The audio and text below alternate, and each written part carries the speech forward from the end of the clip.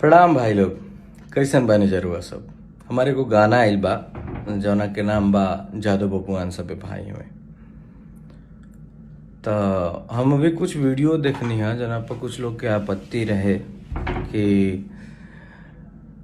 जादू बबुआन सबे भाई हमें तो बाकी सब लोग का। तो हम भैया लोग से कहल जाब कि रोज सब गाना समझ ना पैनी जा, गाना बढ़िया से सुनी जा। गाना में बाकी जादव बबुआन सबे भाई हमें, जादव बबुआन के साथ सब लोग भाई हैं, सब लोग हम लोग आपस में भाई हैं।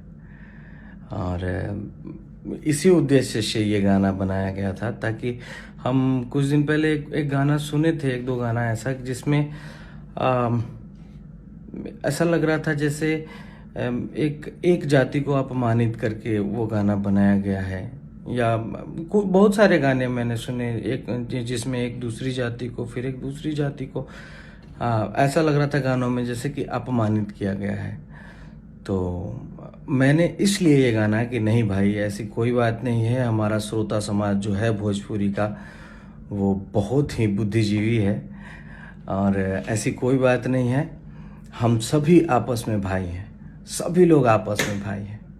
ऐसा नहीं है कि हमने जाति पे गाने नहीं गाए हैं, हमने भी गाने गाए हैं।